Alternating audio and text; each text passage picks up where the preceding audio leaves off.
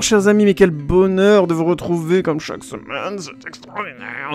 Oui, je commence bien vénère aujourd'hui parce que on va attaquer, oui je sais, beaucoup de personnes en ont parlé, mais tant pis, moi aussi je l'ai vu en entier, et comme une fois je peux enfin parler d'un sujet à chaud pour une fois, une semaine après sa sortie, c'est-à-dire en retard par rapport au monde entier d'internet, et oui, un mec qui parle trop est décidément toujours en train de parler trop et arrive en retard, voilà, c'est le drame de son existence, oui. Je suis minable. Vendavision, et oui, aujourd'hui nous allons parler donc de Vendavision, cette série qui vient juste de finir, qui a fait une grosse hype en ce début d'année 2021, réconciliant presque le public avec Disney, les choix extrêmement costauds éditoriaux de Disney, j'en ai déjà parlé dans d'autres news, de ne pas donc diffuser ses films au cinéma et peut-être de complètement les mettre sur son site de streaming en attendant une éventuelle réouverture du cinéma, donc de choisir clairement la stratégie du moi tout seul, le monde après, ce qui est un tantinet égoïste, il faut admettre, et donc série qui réussit presque cet exploit-là, puisque au jour d'aujourd'hui, je lis beaucoup sur les réseaux sociaux que Vendavision est la meilleure série qu'on ait jamais vue de tous les temps, du MCU, les personnages du MCU sont des personnages de séries télé, et comme par hasard ça marche très bien. Bref, on va revenir sur tous ces éléments-là parce que, ouais, c'est bien fat aujourd'hui. Alors, je vais essayer de faire très court, pas très concentré, parce que je pense qu'il y a beaucoup de critiques qui sortent sur Vendavision et j'aimerais essayer de vous amener des éléments un peu différents. Mon point de vue en était un peu plus concentré cette semaine. Oui, parce que je suis un peu dans le speed aussi, je dois l'admettre. Hein. Non, mais oui, bah voilà. Hein. Si je gagnais ma vie avec les 10 personnes qui regardent chaque semaine les The Good Post, bah, vous seriez 10 personnes extrêmement généreuses. Je tiens à vous le dire. Donc pensez-y, hein, j'ai un lien vers mon Tipeee, mon Utip, mon compte bancaire, enfin voilà. Si d'aventure vous aviez 1000 € par mois à mettre par personne sur mon compte bancaire, histoire que je fasse que The Good Post, rien que pour vous 10. Ouais, c'est cool. Ou c'est minable. Ah oui, c'est minable. Tu as été minable. Perdons pas de temps, Salamec, aujourd'hui. Donc, au menu de ce Good Post 34, vous aurez donc dans la news un petit journal des sorties. Non, c'est pas une journal des sorties, mais il y a juste 2 sorties qui vont arriver là, qui viennent d'arriver, sur lesquelles vous aurez probablement un Good Post très prochainement. Donc c'est cool, n'hésitez pas à me dire ce que vous en avez pensé vous aussi de votre côté, et si vous voulez que j'aborde ces films avant d'autres, ainsi de suite. On va revenir là-dessus un petit peu de suspense. On va aborder une critique sans spoiler de Vendavision. On va essayer de présenter un petit peu la série à ceux qui l'ont pas vue, de vous donner envie de la voir parce que je pense que ça en vaut le coup sans vous spoiler. Et puis on fera une partie dans la question vite répondue. Je vous parlerai un petit peu du rythme des prochaines parutions, j'espère mettre en place. Oui, je vous avais laissé un petit peu en suspense avec mon problème de transfert de vidéos à partir de mon téléphone qui est toujours réel, mais j'aurais peut-être trouvé une solution transitoire. Je vais vous parler de tout ça, on va y revenir. Et on fera donc l'analyse avec spoiler, une partie conclusive longue avec spoiler de Vendavision, en essayant de réfléchir un petit peu au sens, de répondre à des questions de fond du genre est-ce que la hype Vendavision en valait le coup maintenant qu'on a tout vu, maintenant que c'est terminé?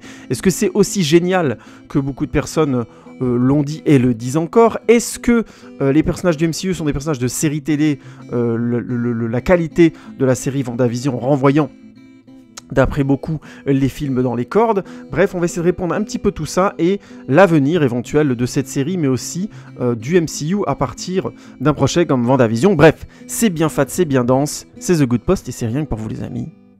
Je vous aime aussi. Oh le cochon. Oh le cochon. Le cochon. Bon bah ça va maintenant. Le projet Vendavision est à la base donné à écrire à Jac Schaeffer, qui est une femme, hein, contrairement à ce que son nom indique. Alors, je sais pas si ça se dit Jace ou Jack, donc je vais dire Jack parce que ça s'écrit J-A-C, j'espère que je ne l'insulte pas trop. Donc Jac Schaeffer qui s'est fait connaître en 2009 en écrivant le film Timer, que je n'ai pas vu.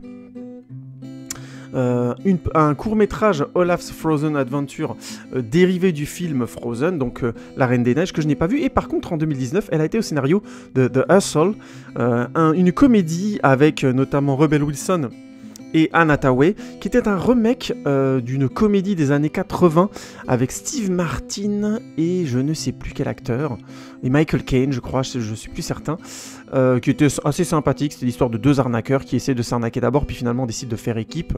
The Hustle en étant un remake tout à fait correct, franchement pas extraordinaire mais bien quoi, sans plus. Je l'avais vu au cinéma mais j'avais pas trouvé qu'il y avait matière à en faire un podcast. Si d'aventure des personnes d'entre vous ont vu l'original et ce film là et estiment qu'il faudrait faudrait que j'en parle ou que je revienne dessus, bah, n'hésitez pas à me le dire. The Hustle, remake, vous savez que j'aime bien faire ça, prendre le film original et revenir sur le remake.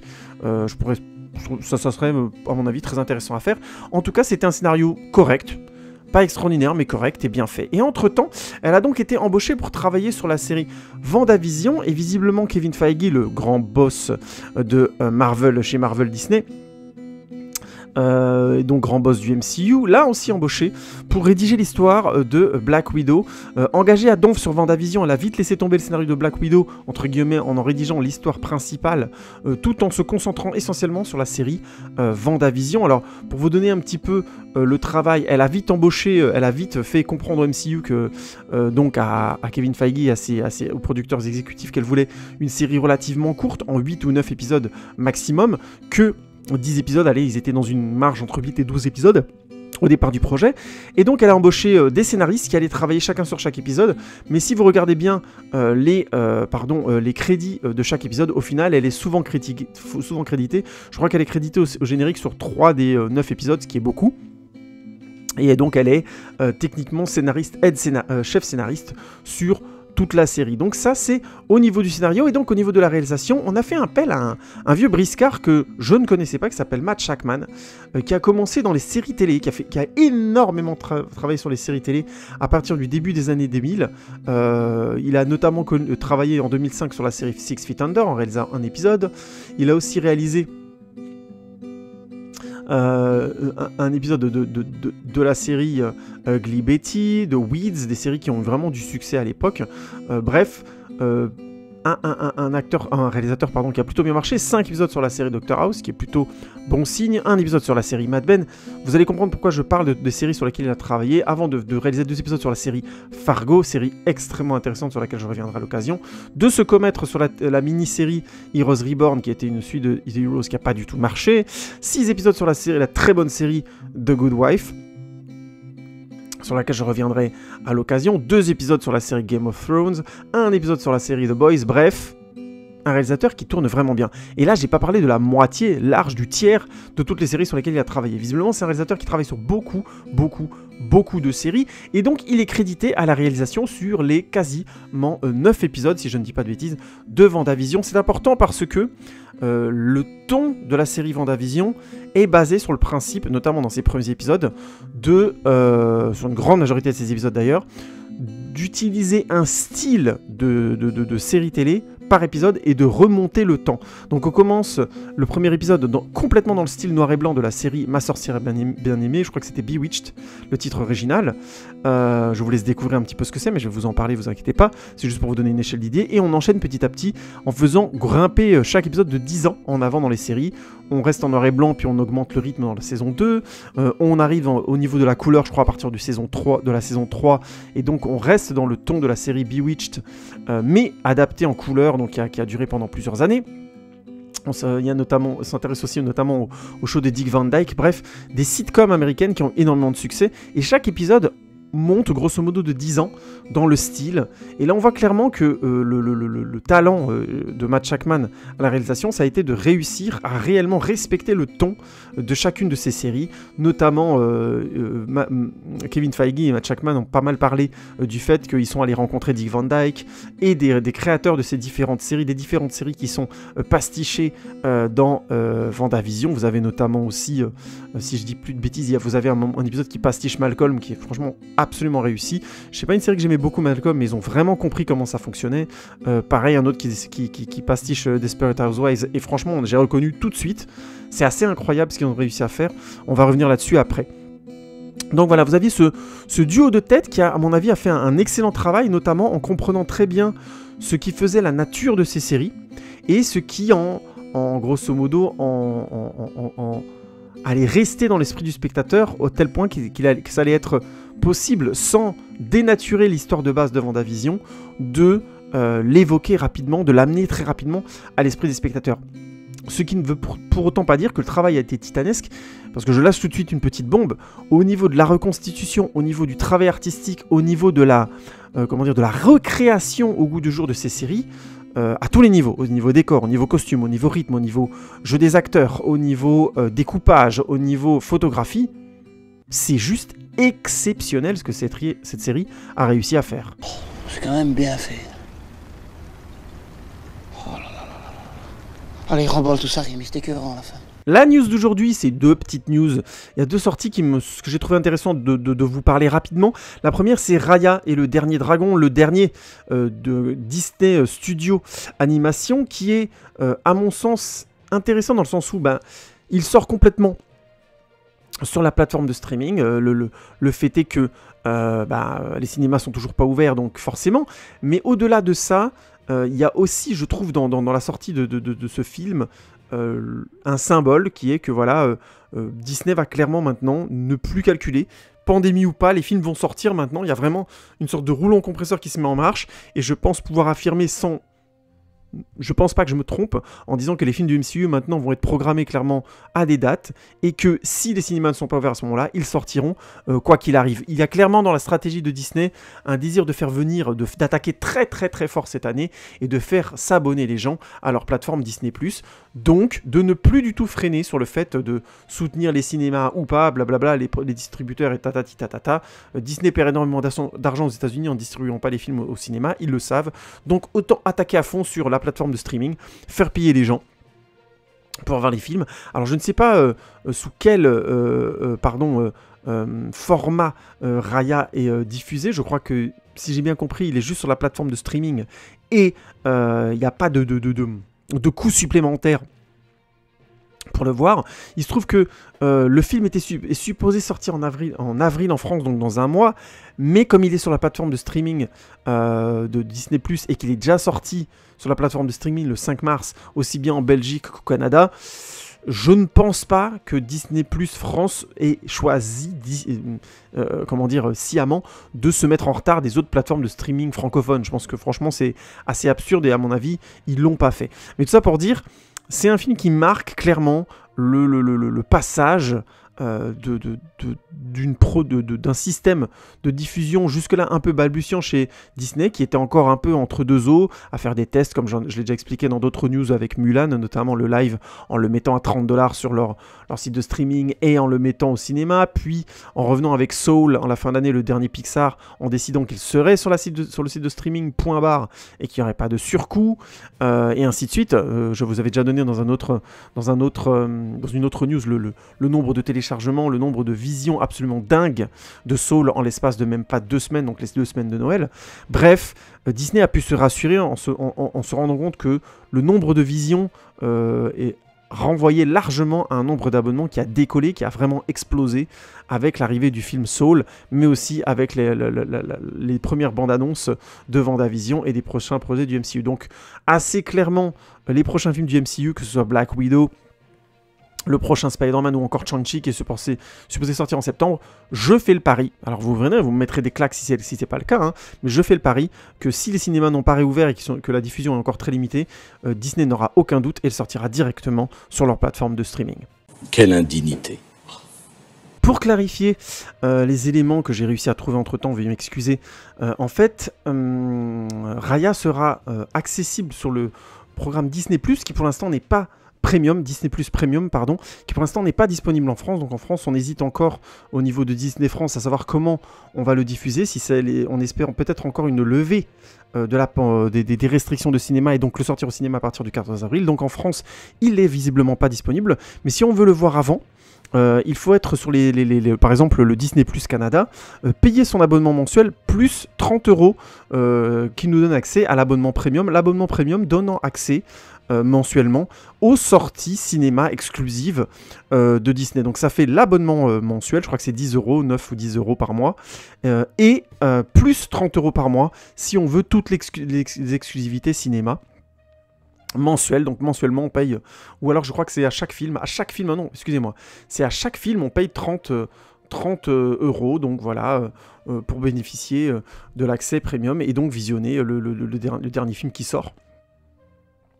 Donc c'est cher, mais ensuite on le regarde autant de fois qu'on veut, et il y a dans cette idée, il y a clairement chez Disney+, un désir de continuer de truster le marché et de mettre en place ce principe de norme, qui est que si on veut aller le voir le film au cinéma, ça coûte entre guillemets moins cher si on est seul, mais pour le public familial, ça coûtera moins cher. Ça coûte moins cher d'aller seul, d'aller seul au cinéma. Donc techniquement, le public célibataire va aller au cinéma, mais le public familial pour qui la sortie cinéma est forcément coûteuse, 30 € ce sera moins cher, sans compter qu'on pourra revoir le film.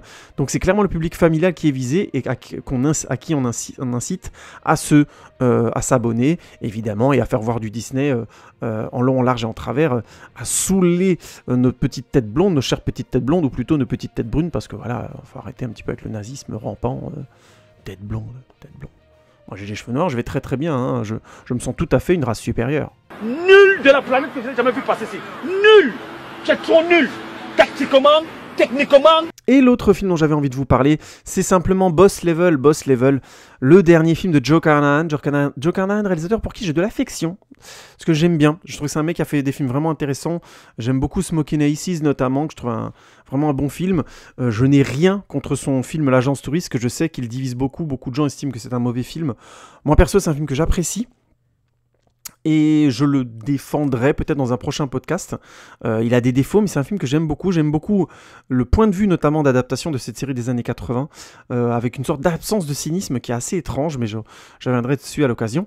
Bref, c'est un réalisateur que j'aime bien. Il a aussi fait, je crois que c'est L'Enfer des loups, si je dis pas de bêtises, qui est un bon film aussi avec Liam Neeson. Joe Carnahan, c'est un réalisateur vraiment intéressant, qui mérite largement que sa filmographie soit vue et revue, et donc il revient avec Boss Level, film assez dingue, où le personnage principal qui est joué par Frank Grillo, acteur de série B, que j'aime bien, qui est un mec un peu dingue, qui est vachement muscu et tout ça. Si vous suivez son Instagram, c'est assez drôle, il est assez barré. Et donc, notre cher ami Frank Grillo vit à une... je ne sais pas pourquoi... meurt à répétition, grosso modo.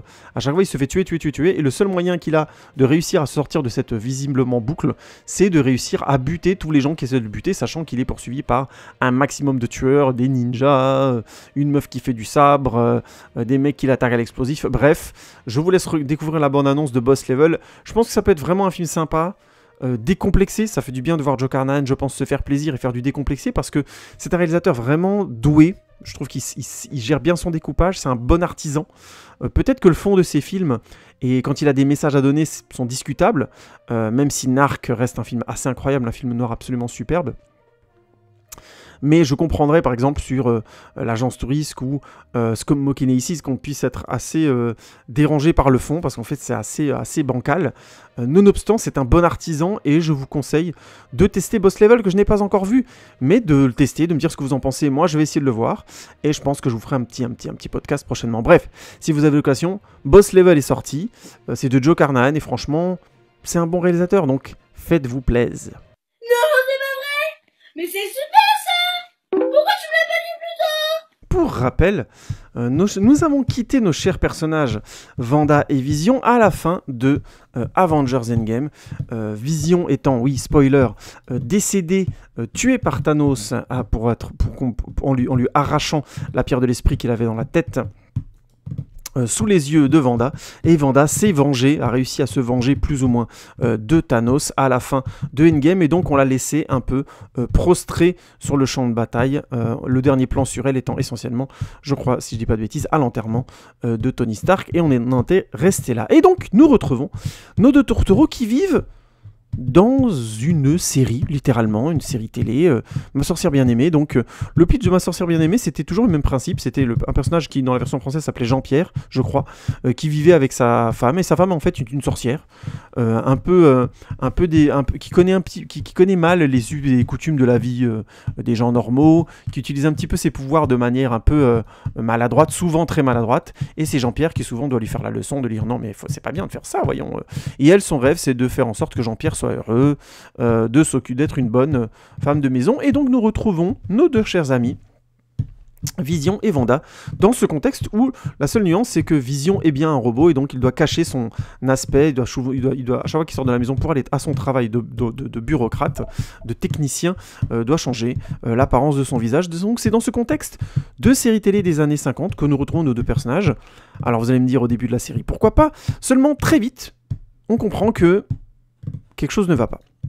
Quelque chose ne va pas, les personnages ne savent pas exactement ce qu'ils font là, le contexte leur paraît bizarre par moment, mais juste par un seul moment dans le premier épisode, on nous laisse dans une sorte de de moments étranges. La série étant vraiment...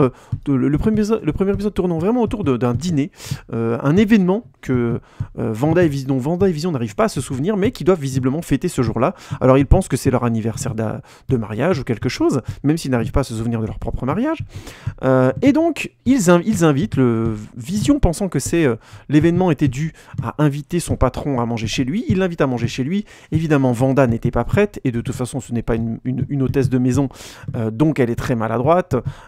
Quiproquo sur quiproquo s'enchaîne. Vision doit à chaque fois faire croire à ses patrons que tout va très très bien, alors que Vanda, avec ses pouvoirs, est en train de mettre un chaos hallucinant dans la cuisine juste derrière eux. Ils finissent malgré tout par avoir un repas qui ressemble à un repas, la pirouette ayant fonctionné, et le patron de Vision et sa femme n'ayant rien vu. Et au milieu du repas, il y a comme un blocage. Je crois que le patron, si je me souviens bien, le patron de Vision a une sorte s'étouffe un moment avec une forme de mot, je ne sais plus si c'est de la bouffe, je ne sais plus exactement comment, mais une sorte de malaise se met en place, et on comprend que tout ce décorum, tout cet univers de série des années 50, est en fait loin d'être aussi réel et simpliste qu'il n'en a l'air. Ooh, that's a bingo! Comme je le disais, il y aura une partie spoiler, donc je vais essayer, si vous n'avez pas vu la série, de vous donner un petit peu le ton de la série. Comme je le disais un petit peu avant, il faut essayer de survivre un petit peu aux premiers épisodes, surtout si on a du mal avec les pastiches de séries très très fidèles. Il se trouve que le premier épisode retrouve réellement le ton, l'humour, le rythme de la série. Ma sorcière bien aimée. Donc on est vraiment, vous savez, dans les rires enregistrés, les blagues d'époque. Oh mais chérie, tu as oublié ta cravate. Et là t'as Jean-Pierre qui je dis n'importe quoi parce que ça n'arrive pas dans la série, hein. Mais genre il regarde le spectateur en disant oh, zut alors. Et là il fait apparaître une cravate avec un petit son qui fait proup. Vous voyez ce que je veux dire? C'est vraiment l'humour des années 50, 60 de cette série-là, qui est complètement au premier degré. Et ça ne s'arrête qu'à ce fameux moment de malaise très étrange où la mise en scène subtilement change la valeur de cadre, sort un petit peu du côté café-théâtre de sitcom américain des années 50, donc avec des plans en général moyens où on voit les personnages en pied dans le décor, ou des plans légèrement resserrés, mais très très rarement des plans serrés épaules. On est vraiment dans des plans en général qui ont deux valeurs, grosso modo, ça reste du théâtre filmé. Et d'un seul coup, on passe à des plans un peu plus serrés sur le patron, notamment sur ce moment de malaise et d'étrange. Le premier épisode vous laissant littéralement avec ce truc, ne vous donnant pas de réponse du tout. On commence à peine à avoir des réponses sur ce qui se passe plus ou moins, grosso modo dans le courant de l'épisode 2, c'est-à-dire avec la version de Ma sorcière bien aimée de 10 ans après, si je dis pas de bêtises, ou je sais plus si c'est déjà le show de Dick Van Dyke qui est pastiché ou si c'est l'épisode après, je me souviens plus très bien. Et on a le troisième épisode où la couleur arrive littéralement dans la série et on adopte encore le ton des sitcoms des années 70. Alors là, vous avez vraiment pas mal de séries qui étaient arrivées en France à ce moment-là, mais ça m'a fait penser surtout à Un toit pour 10, qui était une série où je crois qu'elle s'appelait 8 ça suffit, pardonnez-moi. 8 ça suffit, où c'est un père qui a 8 enfants chez lui. Au final, où voilà, on avait ce ton de couleurs et de photographie très chaleureuse des télés des années 70, début des années 80. Le découpage est beaucoup plus dynamique. On a un jeu sur les décors qui est clairement... C'est des décors, mais le rythme, la narration et l'humour, tout va beaucoup plus vite. Et on a les fameux clichés de cette période-là qui commencent à arriver avec les voisins qui sont toujours des personnages secondaires, des coming relief comiques et qui dépassent rarement ce stade-là, avec la voisine qui commence à être de plus en plus présent dans leur vie et qui vraiment leur amène à chaque fois des répliques qui sont supposées faire rire le public, ainsi de suite.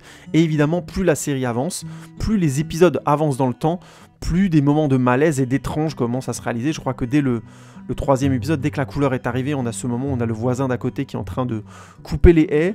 Vision commence à lui parler en disant « Oui, mais ça va, t'es sûr ?» Et en fait, lui, il commence carrément à couper avec le taille-haie, il commence carrément à couper le mur et non plus la haie. Ils ont vraiment des moments de stop où les personnages disent « Non, mais Vision, tu comprends pas que... » Et il s'arrête et Vision fait « Quoi ? Qu'est-ce que vous voulez dire ?»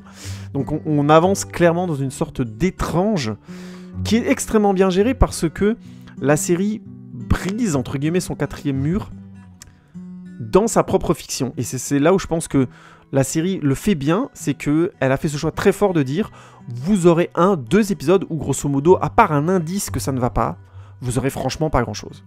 Et il faut attendre le 4e épisode pour, grosso modo, commencer à pouvoir observer l'objet d'un autre point de vue, d'un point de vue extérieur. Je ne vais vraiment rien spoiler à cet endroit-là. Évidemment, on va bien sûr rejoindre l'univers du MCU. Je tiens à rassurer tous les gens qui aiment les films Avengers et ainsi de suite de la série. Vous n'allez pas être paumés au-delà de 3 épisodes. En fait, à partir du 4e, les choses commencent à se résoudre et à s'expliquer. Même si la série, en termes d'écriture, est vraiment bien rythmée et on a grosso modo un vrai suspense jusqu'au dernier moment du dernier épisode, je caricature, mais grosso modo jusqu'à la conclusion du dernier épisode, on a beaucoup de réponses qui arrivent et je trouve que ça fonctionne globalement très très bien. Jace Schaeffer a fait un travail, je trouve, vraiment de très très grande qualité sur le scénario et notamment sur son découpage, sur l'arrivée des révélations, notamment en faisant très attention que le ton de la série reste toujours cohérent par rapport à chaque série abordée. Et ça, pour le coup, c'est vraiment, vraiment très, très fort. On n'est pas bien? Si. Paisible? À la fraîche? Décontracté du gland? Je dis que c'est très, très fort parce que on a clairement un souci d'inclure... en fait, plus les personnages, plus Wanda et Vision se rendent compte que la situation est bizarre, plus le ton de la série se rapproche de notre époque et donc gagne en maturité. Il y a aussi cette intelligence de dire que plus les personnages se rendent compte que la situation n'est pas vraisemblable, plus on s'éloigne des séries invraisemblables des années 50, puisque la vraisemblance est le maître mot du pourquoi la série a choisi d'avancer de 10 ans en 10 ans dans l'univers des sitcoms américaines, petit à petit. Choix qui sera clairement justifié. J'insiste, il y a beaucoup de gens qui ont commencé à regarder la série et qui ont critiqué très vite en disant « Oui, mais bon, voilà, c'est bon, on a compris le gimmick, après le 3e épisode, ça devient lourd et tout ça. » Déjà, je ne suis pas d'accord du tout. Je trouve au contraire que ça fonctionne très bien, que ça renouvelle incroyablement bien cette série. Notamment, pour vous dire à quel point c'est vrai, les 2 derniers épisodes de la série sont plus... on va dire les 2-3 derniers épisodes de la série, on va dire à partir de l'épisode 7, sont plus classiques, plus MCU en série télé, plus série télé classique fantastique, je caricature, même si le niveau de production est extrêmement élevé, je reviendrai là-dessus après. Mais j'étais presque, pas déçu, mais presque, ça enlevait tout de suite un élément, je trouve, de surprise, de retomber dans un discours un peu plus évident, un peu plus série télé classique. Donc non, je pense sincèrement que c'est une vraie qualité de la série d'investir complètement à 100% et avec beaucoup de candeur le vocabulaire des séries qu'il essaye d'aborder, tout en y incluant petit à petit ce qui s'est produit dans l'histoire de la télévision, c'est-à-dire de la maturité. La maturité des 2 personnages évolue, Wanda et Vision ensemble, ils commencent à se rendre compte que leur monde est étrange, et une fois qu'ils commencent vraiment à l'assumer, la série va tout droit et l'assume complètement en l'incluant dans le ton choisi. Et c'est là où c'est très fort. Par exemple, quand la série fait un pastiche de la série Malcolm, et elle inclut directement dans le discours de la série, le rapport entre les parents et les enfants, la présence en narrateur des enfants pour souligner l'incohérence parfois et très souvent des parents, leur côté bizarre, leur côté décalé. Donc je spoile pas, mais vous allez voir un peu ce que ça veut dire. Vous avez, quand la série passe dans le ton de Desperate Housewives, clairement une emphase sur le point de vue féminin, et que ça marche très très bien, et c'est pile le moment où ça doit arriver en termes dramatiques. Je ne veux pas spoiler encore une fois, mais c'est juste pour vous dire, je sais qu'il y a des gens qui ont eu du mal avec les 2 premiers épisodes et qui ont vite décroché. Je tiens à souligner, revenez-y, n'ayez pas peur, revenez-y. Il y a vraiment une cohérence dans l'écriture et un vrai fond à ce choix d'image, aussi bien artistique, mais c'est pas seulement pour faire prout-prout, on sait refaire des séries télé de l'époque. C'est vraiment narratif et c'est cohérent. Au pire des cas, vous aurez une raison pour laquelle vous avez vu tout ce bordel et que vous vous êtes retapé, grosso modo, des séries un peu vintage.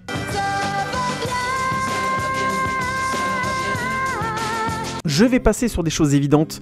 La première, c'est que c'est une série Marvel, la première qui lance réellement les séries du MCU sur le Disney+, sur le site de streaming Disney+. Donc, la série a bénéficié d'énormément de moyens. Et ça, il y a 2 choses qui sont impressionnantes à cet endroit-là. La première, c'est que c'est le côté complètement rentre-dedans de Disney qui a mis énormément d'argent dans cette série.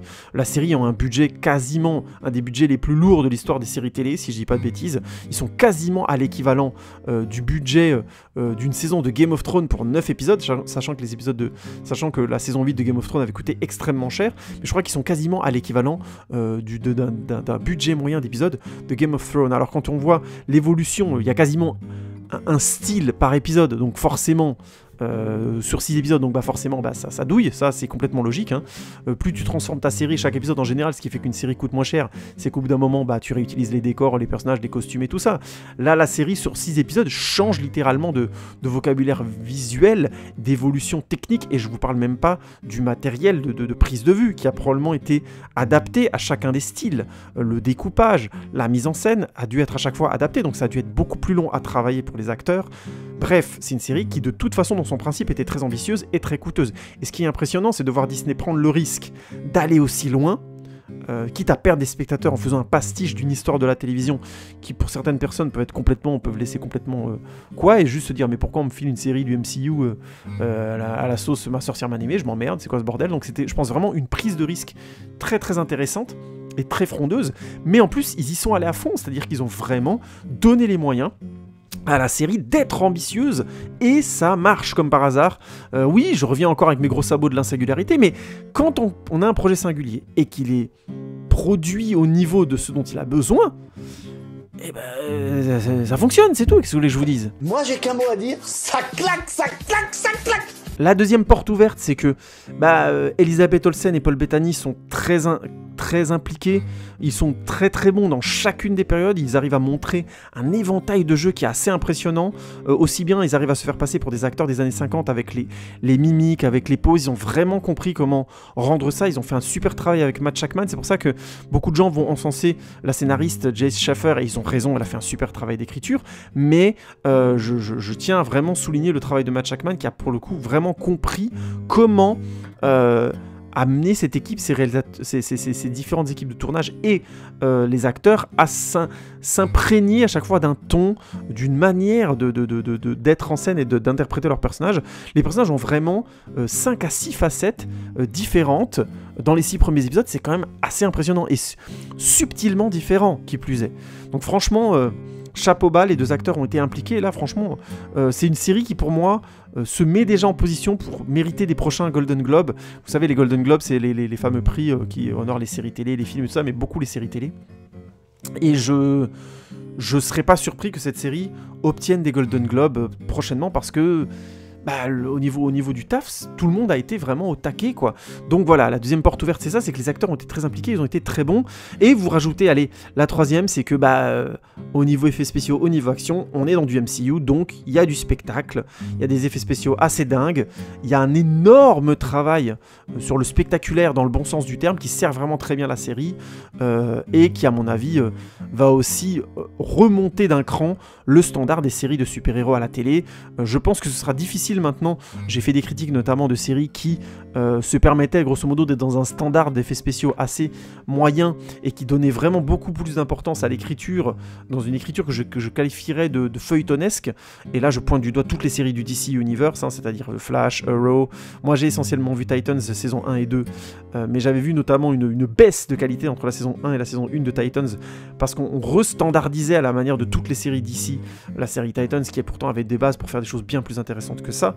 Et je pense franchement, sans vouloir être méchant avec les séries du DCU, des films, de la série, des séries DC de la télé, donc ce qu'on appelle le Arrowverse, qui est basé sur la série The Arrow, que il va falloir faire preuve de plus d'ambition maintenant si on veut pas commencer vraiment à être complètement ringard en proposant de la série de télé de super-héros assez lambda, un peu à la manière de Smallville, mais qui aurait choisi de continuer à faire 60 saisons et à être encore à la télé actuellement. C'est une riche idée. Est-ce que tu crois qu'ils l'ont fait? Est-ce que tu crois qu'ils l'ont fait? Non. Si, ils l'ont fait. C'était pas mal parti. Mais ils se sont arrêtés là.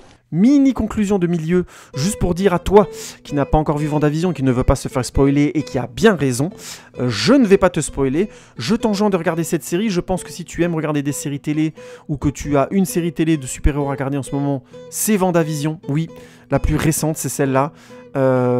Si d'aventure tu aimes cette série et que tu aimes le style, tu dois absolument regarder les 3 saisons de Légion, mais ça c'est une autre histoire. Légion, je reviendrai faire un podcast complet là-dessus, mais je vous en parlerai une prochaine fois. J'insiste sur la news que je vous avais dit les semaines dernières. Maintenant que j'ai vu WandaVision en entier, Légion à côté, c'est quand même un cran au-dessus, mais je vais revenir là-dessus dans la partie spoiler pour ceux qui restent. Et pour ceux qui vont aller regarder WandaVision maintenant et qui vont revenir pour la partie spoiler, merci beaucoup. N'hésitez pas à aller voir cette série, vous allez être un peu désarçonné au début, mais honnêtement, ça vaut le coup. C'est une série vraiment très singulière qui fait plaisir dans son jusqu'au boutisme artistique, notamment dans les 6-7 premiers épisodes, qui se fait d'une manière un peu plus convenue, entre guillemets, mais qui, je trouve émotionnellement franchement touchante et bien écrite. Les 2 acteurs principaux sont vraiment très très impliqués et ça donne beaucoup de chair à la série. Et puis au final, on a vraiment de très bons effets spéciaux, une fin digne de film du MCU, bref. Vous n'allez pas perdre votre temps, c'est 9 épisodes, en plus c'est un format sitcom. J'ai vu que beaucoup de gens mettaient que c'est un sitcom, j'insiste, ce n'est pas un sitcom. C'est une série télé. Tout simplement parce qu'elle évolue et elle ne reste pas sur la même forme. WandaVision serait un sitcom si chaque épisode restait sous ce format de 30 minutes, feuilletonesque, avec un décor qui est en fait des lieux récurrents qui sont en fait des décors. C'est le cas dans les premiers épisodes, puis c'est de moins en moins le cas, et clairement à la fin, ce n'est plus le cas. Il s'agit bien d'une série télé. Bref, n'hésitez pas à regarder WandaVision, les épisodes durent entre 30 et 50 minutes, donc c'est vite entre guillemets vu, il n'y a que 9 épisodes, mais franchement c'est d'une excellente qualité, et quitte à avoir une série de super-héros en ce moment, autant se faire celle qui est le plus singulier, qui est tenté quelque chose le plus singulier de ces derniers temps. Vous allez gagner votre temps. Et oui, j'ai dit beaucoup de fois temps. Mais c'est parce que je vous aime tant. T'as vu là poésie quoi. Putain, je suis trop fort, mais laisse tomber quoi. Mais t'es ouf, t'as eu ta gueule, t'as un boudin. Zut, juste avant de passer à la partie spoiler, je voulais aussi parler de la musique de Christopher Beck. Christopher Beck qui n'est pas forcément un auteur, Christophe Beck pardon, qui est un compositeur de musique canadien, qui n'est pas forcément très connu, qui est essentiellement connu parce qu'il a fait notamment le thème de Buffy contre les vampires, si je dis pas de bêtises, le thème de Buffy et Angel notamment est de lui. Ici essentiellement dans les années 2010, j'ai essentiellement noté dans sa filmographie l'excellente musique de Age of Tomorrow que j'aime beaucoup, notamment un travail notamment sur comme une sorte de machine à laver, puisque le personnage dans Age of Tomorrow vit des boucles temporelles, film sur lequel il est décidément temps que je fasse un podcast. Ça me permettra de vous parler de Doug Liman aussi, un réalisateur probablement moyen d'Hollywood, mais un moyen plus. Je reviendrai là-dessus à l'occasion.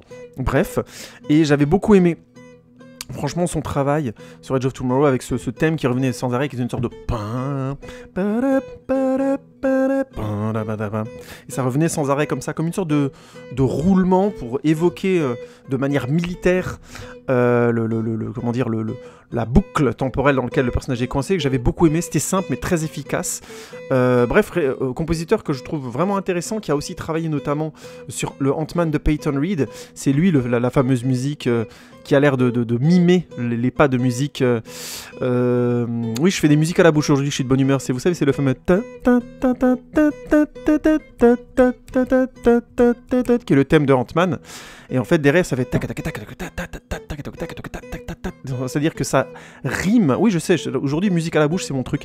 Mais c'est juste pour vous donner des percussions qui sont très rythmées, en quelque sorte une forme de staccato. Et en fait, elles évoquent, je trouve en termes de musique, les pas des milliers de fourmis. Je trouve ça hyper efficace. Et j'avais beaucoup apprécié cette finesse-là, cette intelligence-là. Et pourquoi je vous parle de lui et de sa musique dans WandaVision ? Parce que un des trucs qui fait que la série WandaVision fonctionne parfaitement, et notamment dès le premier épisode, parce que on est complètement dans un truc, ma sorcière bien-aimée, qui est complètement étrange. On passe vraiment l'épisode à se dire, bon bah ok, ça va être un pastiche de sitcom avec Wanda et Vision dedans. Et on a ce moment étrange à la fin du premier épisode, comme je vous avais dit, ce moment de malaise. Et quand ça finit, on a un effet visuel qui passe dans cette fameuse, dans une sorte d'effet de tube cathodique, avec les fameuses LED de tube cathodique qui étaient rouges, vertes et bleues, sur lequel la série joue énormément, visuellement, notamment dans ses génériques, pour combiner notamment Wanda et Vision ensemble. Je reviendrai dans la partie spoiler parler de ça. Et il a créé ce thème musical étrange et éthéré qui fait c'est la musique qui nous dit c'est pas normal ce qui se passe. Ce n'est pas normal, il y a quelque chose qui ne va pas. Et en fait, il a trouvé une sorte de thème assez étrange qui en fait je crois que c'est une sorte de corps ou de trombone qui a une sorte de ton, et on a des voix éthériques qui font. Donc on est vraiment dans quelque chose d'étrange. Et le générique, au moins je trouve que la musique, on est typiquement dans le cas où la musique a excellemment donné l'indice à la fin de l'épisode, quand on commence à se dire non mais attends, c'est quoi ce bordel, qu'est-ce que je suis en train de regarder? Et la musique te dit clairement, t'inquiète pas, c'est pas normal. Et ça, je trouve que ça fonctionne très très bien, et c'est vraiment à mettre au crédit de Christopher Beck. Leur collaboration, je trouve, pour le coup, avec Matt Shakman et Jay Schaeffer fonctionne très très bien. Et ce léger indice, puisque les premiers épisodes sont vraiment sous format sitcom et respectent carrément la durée des séries télé de l'époque, puisque le premier épisode dure 29 minutes, c'est-à-dire vraiment le temps d'un épisode de Ma Sorcière Bien-Aimée. Je crois que c'est le cas sur les 2 premiers épisodes, puis ça va comme les séries étaient de plus en plus longues, les épisodes durent de plus en plus. Et c'est vraiment le générique à la fin qui va à chaque fois nous donner cet indice de plus. Après, ça fonctionne moins parce que dès l'épisode 3, on commence à avoir un regard, entre guillemets, extérieur sur la situation. Mais tant qu'on est, entre guillemets, piégé dans la perception de la série, des personnages principaux, on a vraiment cette musique qui vient nous donner l'indice. Attendez, soyez patients. C'est bizarre ce qui se passe, il y a quelque chose qui ne va pas. Et je trouve que c'est une musique qui arrive parfaitement à le dire et qui est parfaitement utilisé. Bref, chapeau bas Monsieur Beck, c'est du bon taf ça. On vous mettra une bonne note cette fois-ci et vous aurez le droit à un petit tang et un petit goûter, un petit chocolat dans votre sac à dos. Moi je pense que la question elle est vite répondue. Alors, soit tu me suis, soit tu vas demander de l'argent de poche à ta grand-mère pour aller au resto. La question est vite répondue. Oui, aujourd'hui je vais faire court, je voulais juste vous parler un petit peu du rythme. Alors, j'aurais trouvé une solution, ce serait de transférer mes fichiers vidéo très lourds. Alors oui, je reviens, je remets un petit peu le contexte. J'ai un téléphone Xiaomi, je n'arrive pas à le connecter à mon PC ni à mon Mac pour pouvoir transférer mes gros fichiers dessus. Donc la solution que j'aurais trouvée, ce serait... oui, j'ai essayé il y a des gens qui ont essayé de me le dire, qui ont été très gentils. J'ai essayé de connecter mon Xiaomi en Bluetooth sur mon... je n'ai pas de Bluetooth sur mon PC, mais en Bluetooth sur mon Mac, ça ne marchait pas. Bon, j'ai quasiment jamais utilisé le Bluetooth de mon Mac. Mon Mac, il a plus de 10 ans, il a quasiment 12 ans maintenant, donc voilà, j'aurais mieux fait de l'utiliser avant probablement, ou de mettre à jour mon Mac. Je ne l'ai pas fait, tant pis pour moi. Je le ferai peut-être un jour, bref, on verra, mais en l'occurrence, vous savez ce que c'est quand on a un logiciel de montage qu'on maîtrise, on n'a pas forcément le temps de se former pour un autre. C'est une erreur que j'ai faite et je dois faire du research and development pour apprendre à monter sur des versions plus récentes de Final Cut, de Premiere ou d'autres. Il est temps que je me mette à jour, c'est juste une réalité. Bref, tout ça pour dire, la solution que j'aurais trouvée, c'est d'utiliser des sites comme Gros Fichiers, qui permettent notamment de faire du transfert de gros fichiers, tout simplement, comme c'est dit. Alors il faut que je fasse des tests, mais si ça marche, j'espère prochainement pouvoir vous proposer des vidéos avec images en HD. J'espère que ça marchera. Je suis vraiment très impatient de vous faire voir les prochaines vidéos de The Gentleman, les résumés qui vont arriver, le documentaire sur fucking Kassovitz, tout ça je vous en parle depuis un moment, il est temps qu'on s'y mette. J'espère en tout cas que ça vous branche. Je vous dis ça simplement pour vous dire que ça avance et j'aimerais bien avoir votre avis, donc n'hésitez pas à me dire si vous préférez que je fasse plutôt un The Résumé prochainement, un The Gentleman, ou que je mette le coup de fouet sur le documentaire, sur la partie un peu plus docu sur fucking Kassovitz. Ça me motivera et puis ça me dira un peu plus ce que vous attendez de moi prochainement. Ça peut toujours être très intéressant avec vos critiques, vos conseils aussi évidemment, n'hésitez pas. Voilà, c'était un tout petit... la question est vite répondue, mais c'est pour vous dire, j'ai trouvé une solution. On va y arriver, envoyez-moi votre énergie, on se fait un bon Genkidama et j'espère que bientôt vous aurez des vidéos avec images sur la chaîne, tout bientôt et de qualité j'espère, en tout cas j'espère qu'elles vous plairont. Allez, à suivre. C'est gentil, n'est-ce pas madame, c'est gentil ce que je vous dis. Nous y voilà donc, la partie spoiler de...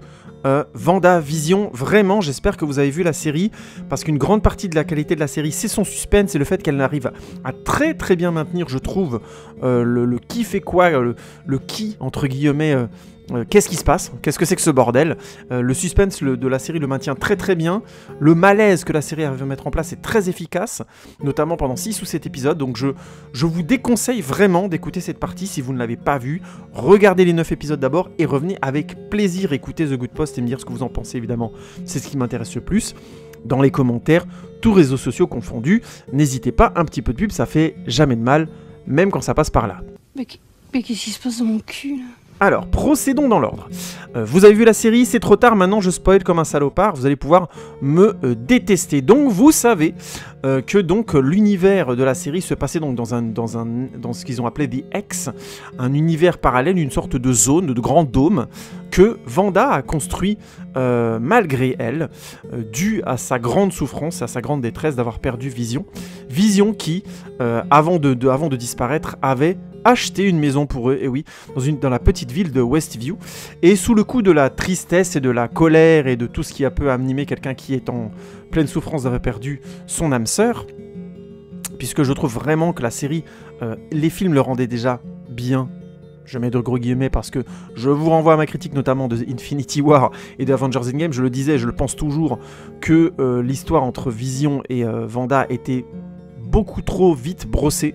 Autant dans Infinity War ça pouvait plus ou moins fonctionner, autant dans le rythme d'Avengers Endgame devenait, je trouve, beaucoup plus bâtard et avait beaucoup plus de mal à faire exister toutes les histoires. Je pense toujours d'ailleurs qu'Infinity War aurait eu beaucoup d'intérêt à réellement se séparer de beaucoup de personnages qui finalement meurent et qui ont finalement peu de choses à apporter, il me semble, dans la narration, et à beaucoup plus se concentrer sur notamment l'histoire de Wanda et Vision, qui était beaucoup plus centrale qu'il n'y paraît. Je pense notamment que le trajet de Thor, notamment dans Infinity War, est assez quelconque. Bref, j'y reviendrai. Je vous renvoie à ma critique de Infinity War. N'hésitez pas à me dire ce que vous en pensez, si vous pensez que je dis des conneries, mais en tout cas, c'est comme ça que je l'ai perçu, et je l'explique en détail dans ma critique d'Infinity War, donc n'hésitez pas à aller l'écouter. Tout ça pour dire, nos deux, elle a vraiment perdu son âme sœur, et donc elle souffre beaucoup, et crée donc cet univers quelque part malgré elle, puisque elle serait donc la fameuse Scarlet Witch, ce qui visiblement dans le monde des sorcières serait la sorcière première, la plus puissante, celle capable de faire, celle qui serait carrément engendreuse de la fin du monde, selon une certaine Agatha Harkness. Oui, je reviendrai là-dessus sur la révélation du méchant de la série, que je trouve particulièrement réussi pour le coup. Mais je voulais d'abord remettre un petit peu les choses dans leur contexte. Alors, déjà, personnellement, simplement pour évoquer la question du scénario, j'ai trouvé que Jess Shackman a fait un... n'importe quoi. Oh, maintenant j'ai plus le nom de...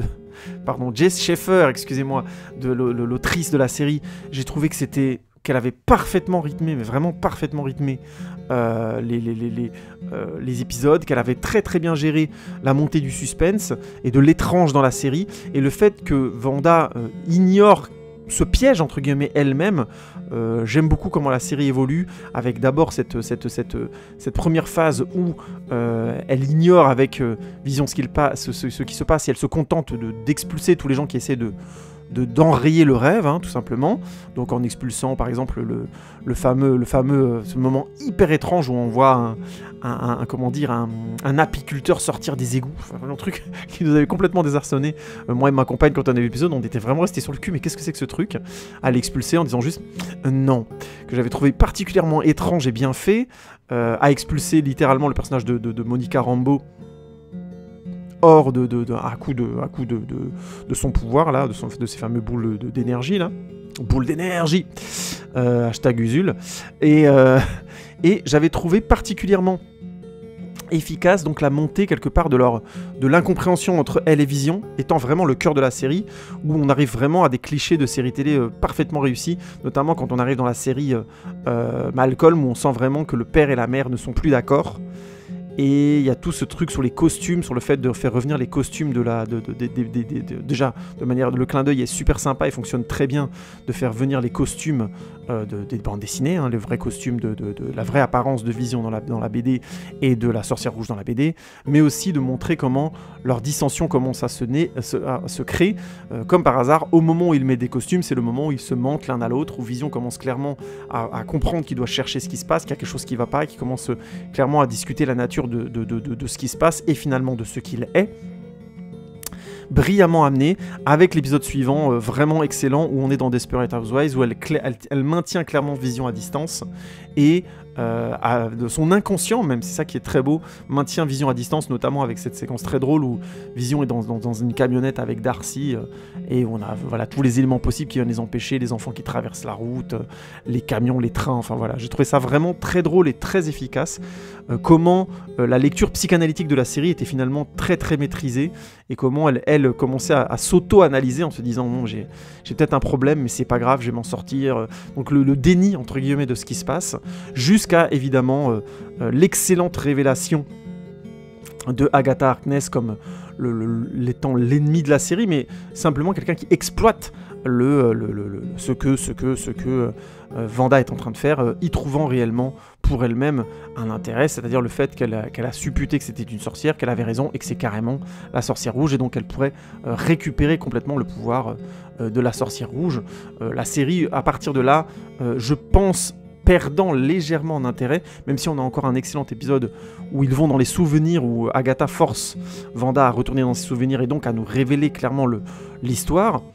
Ce qui est un petit peu dommage, c'est que ça arrive, je crois, dans le 7e épisode, et qu'il y a encore 2 épisodes après, je crois, ou je sais plus si c'est l'avant-dernier, il faudrait que je remate.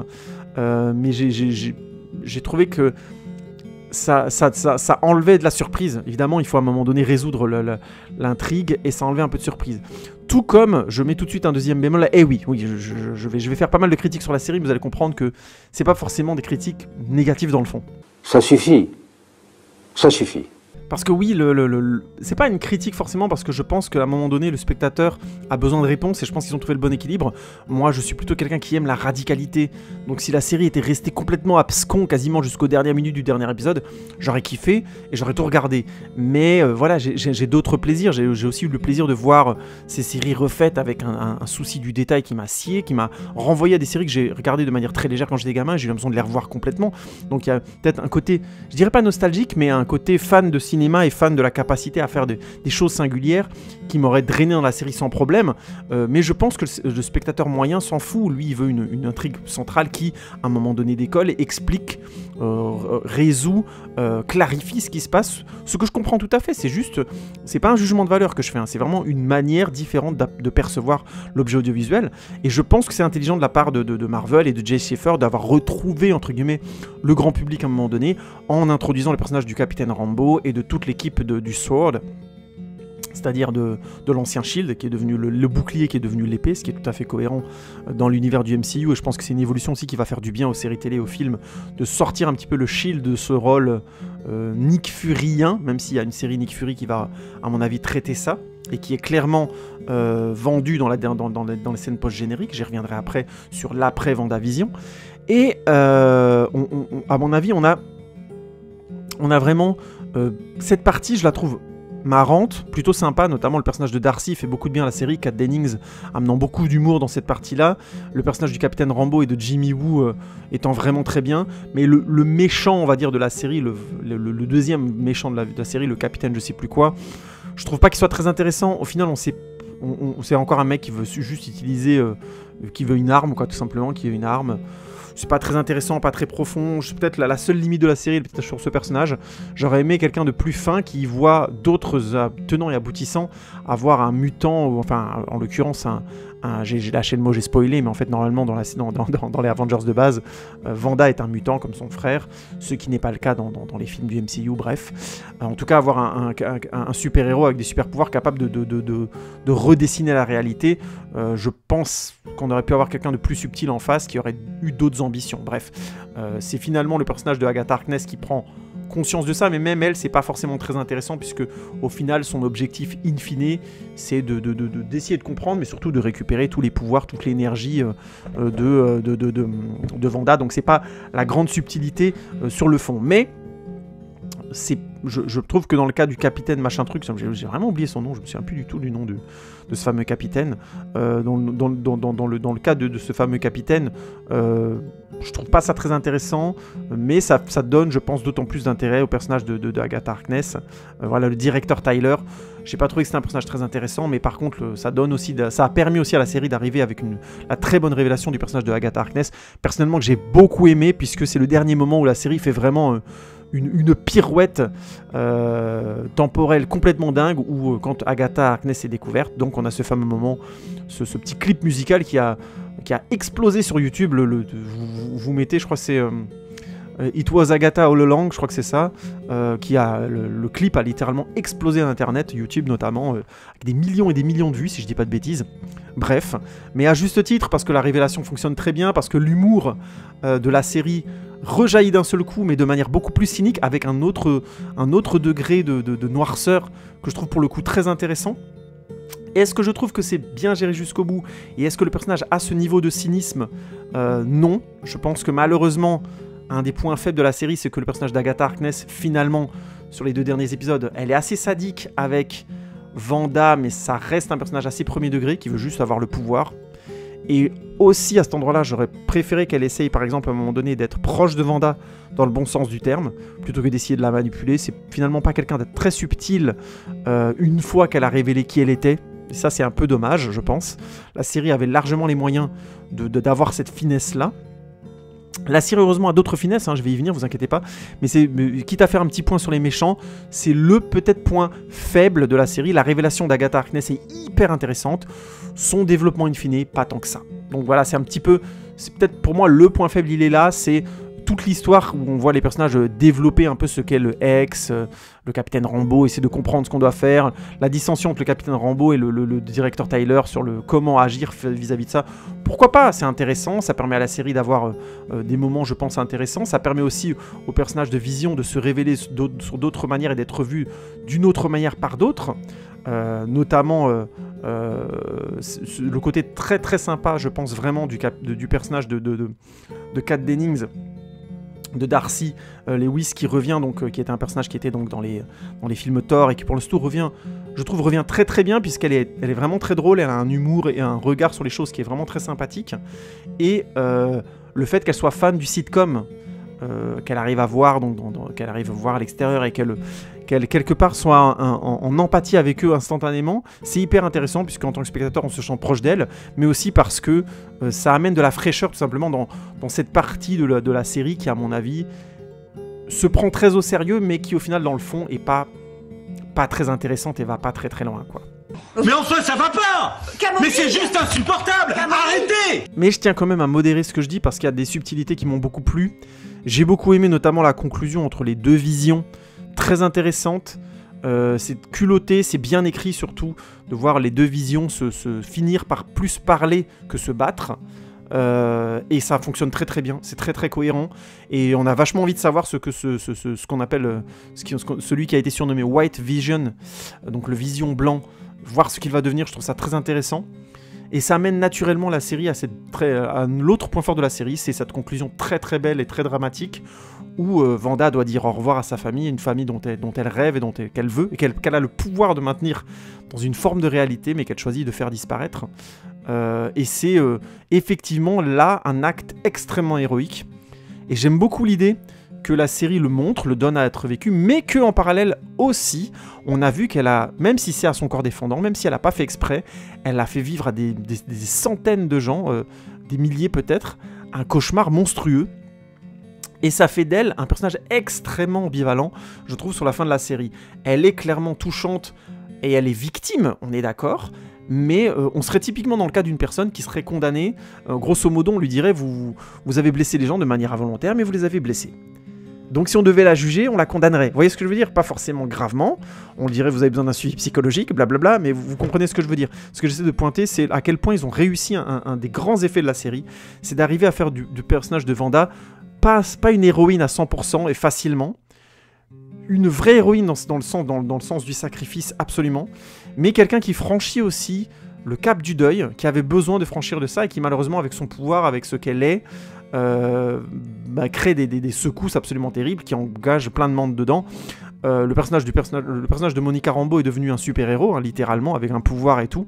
Donc elle a vraiment transformé la réalité. Le contre-coup de ce qu'elle va faire va forcément avoir des répercussions sur le reste du MCU. Et oui, on va aborder un petit peu la suite. J'ai un petit peu fait le tour du fond de cette série, pour le coup, et vous allez voir, il y a quand même 2-3 petites questions que j'ai envie de poser pour finir. Oh mon Dieu, les gens qui parlent en français, ils ont tellement de charisme. La première question qui a fait mal à beaucoup de gens, et c'est peut-être la blague la plus récurrente que j'ai vue après la diffusion de ce dernier épisode, c'est le fameux effet d'avoir non pas Aaron Taylor Johnson, le Quicksilver des films Avengers, du film Avengers l'ère d'Ultron, et donc le frère dans les séries, dans les films MCU de Wanda dans le rôle de Quicksilver, mais bien Evan Peters, le Quicksilver des films X-Men. Alors pourquoi ? Il y a plusieurs raisons. La première, c'est que visiblement Aaron Taylor Johnson, au niveau popularité, il n'est pas où on l'espérait. C'est-à-dire que depuis Age of Ultron, il a plus fait de gros films. C'est un bon acteur, il a notamment eu un rôle horrible dans le film Nocturnal Animal, il joue un monstre, il est horrible ce film, et lui est horrible dedans. Bref, c'est un acteur qui a fait de sacrées performances entre-temps, mais qui visiblement, je ne sais pas si c'est voulu, mais a un pas de retrait par rapport au film de studio. Il a notamment fait, il a tourné notamment dans Godzilla, le premier Godzilla, non, là on a Godzilla vs Kong qui va sortir, mais l'épisode précédent, avec notamment Bryan Cranston, mais c'était un rôle assez transparent, bref, sa carrière n'a pas vraiment décollé. Alors que en parallèle, Evan Peters a un énorme succès avec la série notamment, j'allais dire House, mais non, c'est... American Horror Story, excusez-moi, j'avais le H en tête, ça me revenait plus. Donc American Horror Story, où il a montré tout l'étendue de son talent, faisant des rôles très différents de saison en saison, passant du jeune amoureux et conduit avec des mains palmées, aux freaks, donc au gourou de secte, au nazi, enfin voilà, il a été incroyable, il a fait un nombre de rôles complètement fous, à l'assassin froid, à la fashion victime homosexuelle, enfin bref, il est incroyable. Il a vraiment montré un éventail de jeux incroyables tout au long des 10 saisons de la série American Horror Story, série sur laquelle je vous renvoie et sur laquelle, si vous voulez, je peux faire un podcast à l'occasion, n'hésitez pas à me le dire dans les commentaires si ça vous branche. Et donc, et en plus, le Quicksilver des films X-Men a clairement été mis en avant. Les plus grandes scènes, les scènes les plus spectaculaires des 2 derniers X-Men, lui étant probablement dues. C'est-à-dire que, enfin des 2 derniers, non, de l'antépénultième et de l'avant-dernier, c'est-à-dire de X-Men Days of Future Past, la fameuse scène dans la cuisine qui est juste incroyable, et la scène du sauvetage de la maison des X-Men dans X-Men Apocalypse. Bref, excellent acteur qui pour le coup a eu un rôle particulièrement iconique, il a très bien endossé et qui a été très spectaculaire. Ce qui fait qu'au niveau du grand public, Quicksilver, ce n'est pas Aaron Taylor Johnson, c'était Evan Peters. Et donc, je pense sincèrement qu'il y a eu, dans les tractations autour du film, le désir à un moment donné de faire revenir Aaron Taylor Johnson, mais comme Evan Peters a montré très vite de l'intérêt à revenir dans la série, tweetant dessus de manière, je pense, tout à fait stratégique, je pense que son agent lui a clairement dit « tente le coup, on ne sait jamais », a obtenu le rôle, et donc on a ce truc assez étrange de... le frère de Wanda revient et il est recasté. Le personnage de Darcy réagissant devant, il a carrément recasté son frère, de merde, étant complètement perdu là-dessus. Et j'avais beaucoup aimé les faits, j'avais beaucoup aimé l'idée. Je trouve que dans la série, ça se justifie assez mal en termes d'écriture, puisque à la fin, on se rend compte que c'est juste Agatha Harkness qui avait manipulé un voisin, qui en plus s'appelle, ils lui ont donné comme nom de famille, je crois qu'il s'appelle Ralph Boner. Boner, c'est grosso modo la trique, c'est bander, c'est avoir une érection. Donc je comprends pas pourquoi ils ont fait cette vanne en plus avec, c'est assez lourdingue. Je sais pas exactement où ils voulaient aller avec ça, mais c'est un peu dommage. J'aurais largement préféré qu'ils assument complètement ce personnage comme étant Quicksilver d'une autre manière. Finalement, le personnage d'Agatha Harkness justifie le fait que son frère ressemble pas à son frère. Le frère de Wanda lui ressemble pas parce qu'elle peut pas... Pour pouvoir invoquer l'image de son frère, elle aurait dû déterrer, elle aurait dû avoir les os de son frère. Or, son frère, il a été enterré en Sokovie et eux, ils sont à Westview aux États-Unis. Ouais, c'est ça, Westview, le nom de la ville, je sais plus, aux États-Unis. Donc voilà, elle pouvait pas obtenir le même visage. Et honnêtement, je vous le dis, c'est clair, c'est net.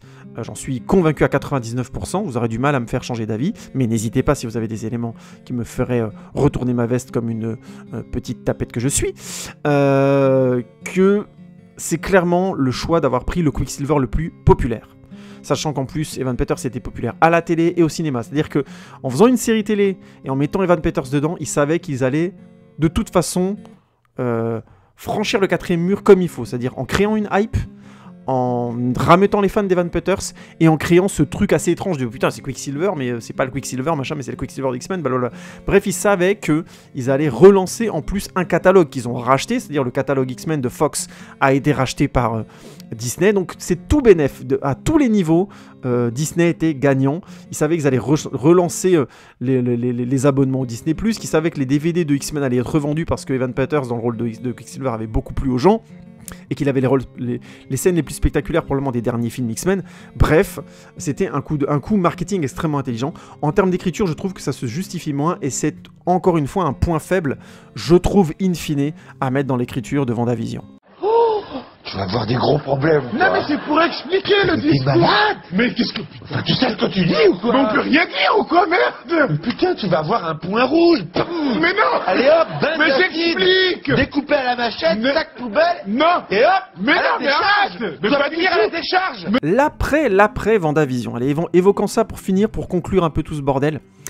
L'après WandaVision, c'est plusieurs choses. La première, c'est que clairement, dans l'univers maintenant Marvel, il y a cette couche d'univers parallèle qui vient d'entrer. C'est-à-dire que Wanda a clairement montré une capacité à redessiner la réalité.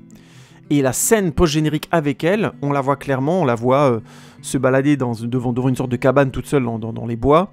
Et dedans, il y a une sorte d'ombre d'elle qui est en train d'étudier plein de sortilèges et tout ça. Et là, on l'entend clairement, ses enfants imaginaire, entre guillemets, qu'elle avait créé, l'appeler au secours et elle s'en va. Donc elle a clairement froissé quelque chose de la réalité ou quelqu'un est en train de jouer avec elle. Bref, quoi qu'il en soit, il y a quelque chose de la réalité qui est en train d'être transformé dans l'univers du MCU et clairement, le MCU veut en jouer.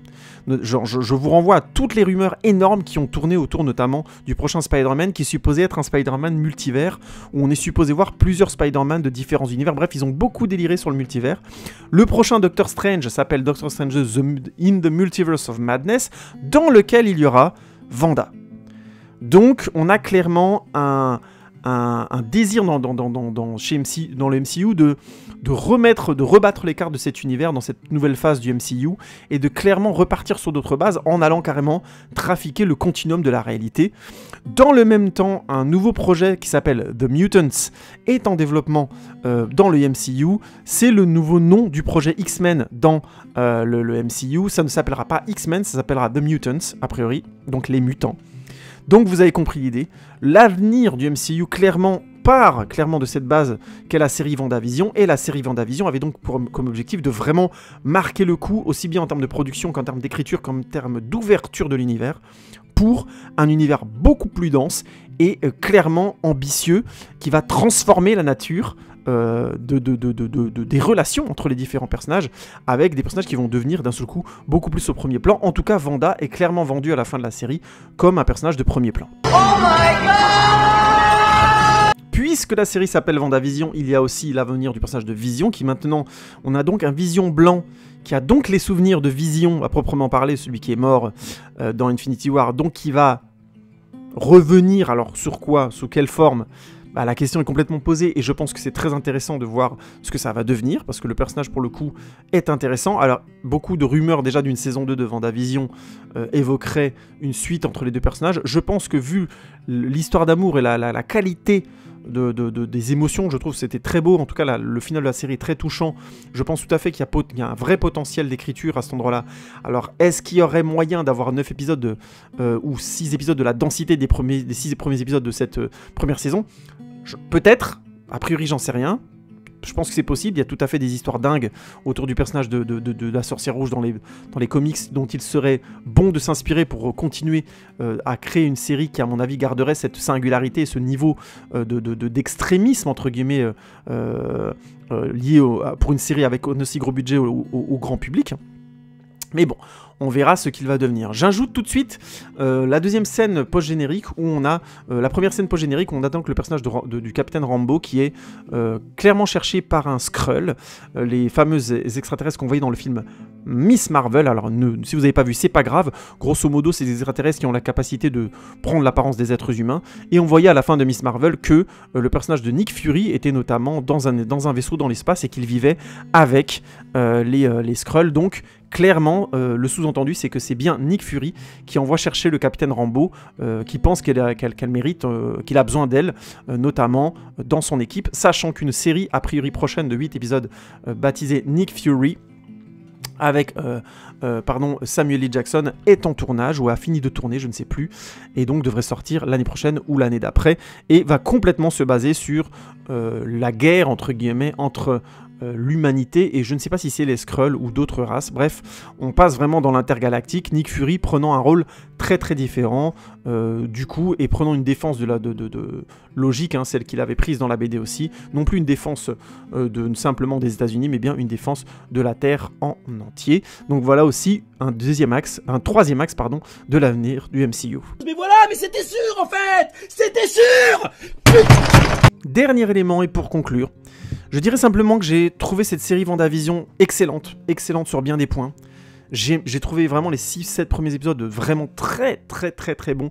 C'est de l'excellente série télévision, de télévision de très très haut niveau. Je pense vraiment que les 6-7 premiers épisodes sont des cas d'école, d'excellente écriture, d'excellente adaptation, de travail ambitieux et poussé jusqu'au bout, avec un fond, un discours sur la perte et sur le rapport à la mort qui est hyper intéressant. La série, quand même, le personnage à la fin de la série tue littéralement sa famille, non seulement son âme sœur, mais ses enfants. Il y a vraiment quelque chose d'extrêmement fort dans le fond.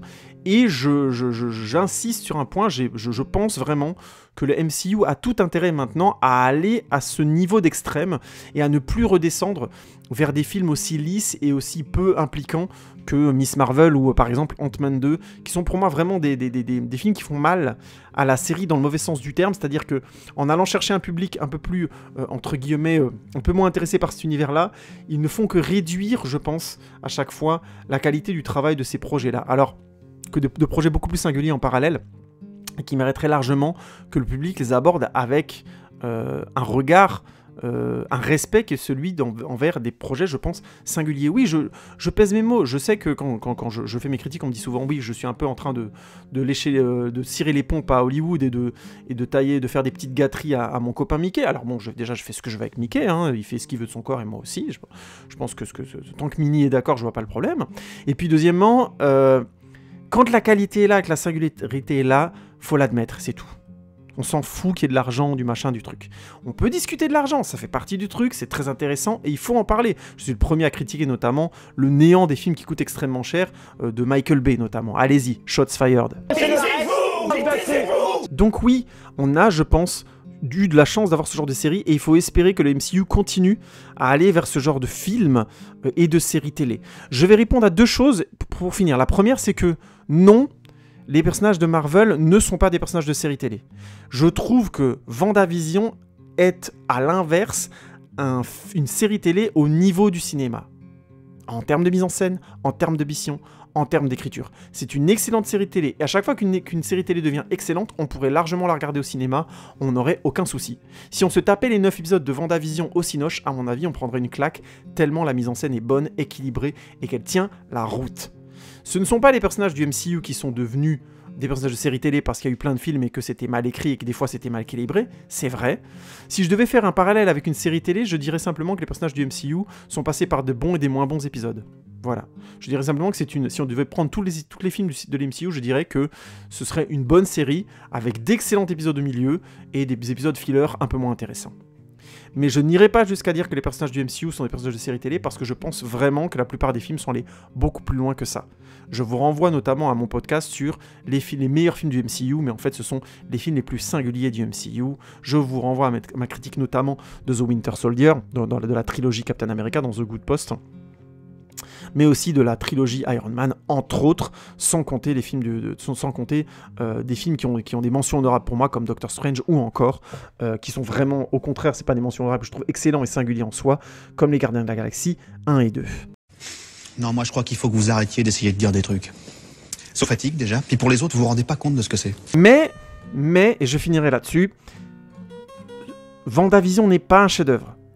Je ne peux pas mettre WandaVision au même niveau que Breaking Bad, que Les Sopranos, que Oz, que The Wire. Je sais pas si vous voyez ce que je veux dire. Je peux pas mettre cette série au niveau de densité et de qualité globale de début à la fin que les séries que je viens de vous citer ont atteinte, à mon sens. WandaVision, comme je l'ai dit, les méchants notamment de la série sont un poil creux. On comprend leur détermination, mais ils sont un peu premier degré. Heureusement que les personnages principaux sont très bien écrits et très denses et qu'il leur arrive des choses très denses parce que franchement les méchants sont pas terribles et c'est un point faible. Et la deuxième chose, c'est que quand la série veut conclure, elle rebascule complètement dans le vocabulaire visuel des films MCU, on va dire, moyens. Elle n'a pas trouvé, je trouve, dans sa conclusion, une mise en scène qui est aussi singulière que les séries télé, les sitcoms qu'elle évoque avant. Les sitcoms qui sont justement mis en scène dans les premiers épisodes avaient un vocabulaire et une charte technique extrêmement précise en rapport à leur contenu, en rapport à leur discours. Et je trouve que WandaVision les a parfaitement adaptés au développement de son discours.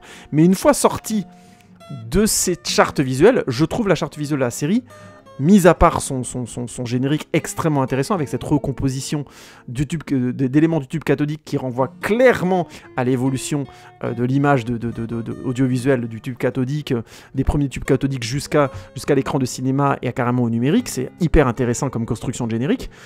Mais au-delà de ça, le visuel de la série, dépasser les séries qu'elle pastiche, est de bonne qualité, mais moyen. Vous voyez ce que je veux dire ? C'est-à-dire il n'y a rien qui singularise l'après-X, l'après-univers référencé de séries télé dans la tête de Wanda.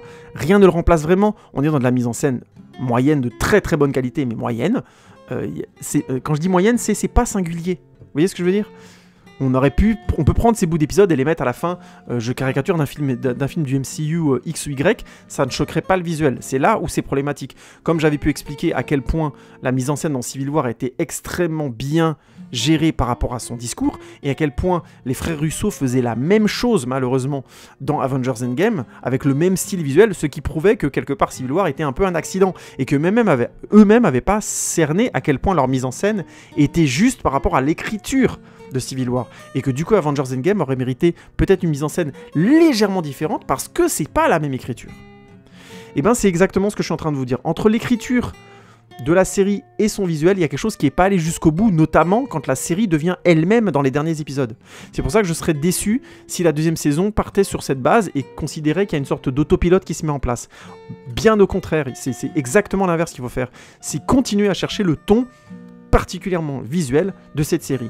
Et à cet endroit-là, WandaVision n'est pas au niveau des Sopranos, du visuel extrêmement maîtrisé des Sopranos, ou encore une fois, pour quelque chose de plus récent que Breaking Bad, qui avait un vocabulaire visuel extrêmement fort et précis, du début jusqu'à la fin, et qui fait qu'un épisode de Breaking Bad, on le reconnaît par rapport à d'autres séries. Donc, oui, je vais regarder WandaVision, revoir WandaVision, revoir WandaVision avec plaisir. Je trouve la série super sympa. Mais vous ne me ferez pas dire que c'est un chef-d'œuvre parce elle lui manque ce petit upsilon quand elle devient elle-même, quand elle n'est plus schizophrène. La série est moins intéressante. Alors, est-ce que la série aurait dû être schizophrène jusqu'au bout ? Moi, c'est la solution toute trouvée que j'ai envie de donner pour avoir une série singulière comme j'aime. Mais qu'est-ce que vous en pensez ? Est-ce que vous pensez au contraire que c'est un chef-d'œuvre et que je sous-estime le travail qui a été fait sur les 2 derniers épisodes pour quand la série devient en quelque sorte elle-même ? Je vous écoute si vous pensez que je me plante, mais à mon avis, vous savez que je mange du jambon et vous mangez du porc. Donc forcément, on peut s'entendre, quoi. Oui, je sais, celle-là, elle est dure sur Durandal. Il faudrait peut-être que j'arrête parce que en fait, j'ai beaucoup de respect pour ce mec et je me fais passer un peu pour un con des fois. Bref, je vais aller me cacher. J'ai réfléchi, j'ai tourné et retourné tout ça dans ma tête. Et j'ai pris une grave décision. Celle de te garder, chérie, parce que je t'aime. Jean-Pierre! Oh, je serai la femme la plus aimante qui ait jamais existé. J'en suis persuadé. Et si tu le veux, nous mènerons l'existence la plus normale et la plus heureuse, sans petit tour. Hein? Oh non, non, ça je te le promets. Ça ne sera pas facile, tu sais. Ne perds pas de vue que tu épouses non seulement un type qui fait de la publicité, mais qui habite en banlieue, un petit appartement où il y a tout à faire. Mais je m'en charge, tu peux être tranquille. Il faudra te mettre à la cuisine et au ménage. Et il y aura ma mère aussi qui viendra dîner tous les vendredis soirs. Oh chérie, tout cela est merveilleux. Bientôt, nous formerons un couple normal, un couple sans aucun problème, comme n'importe quel autre. Et je dirai à ma mère de venir passer quelque temps chez... Oui, enfin, on verra. Il vaut mieux procéder graduellement pour ces choses-là. Oh, j'essaierai, chérie. Je te promets que j'essaierai. Je suis bien content que ce soit réglé. Si on arrosait ça? Un petit martini sec? Oui, chérie, avec une paille. Comme je le fais d'habitude. Ah non, comme les autres le font.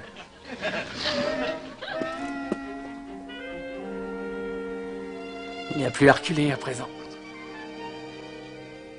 Bon, donc ma femme est une sorcière. Et alors? Il faut bien qu'un mari passe sur les petits défauts de sa femme.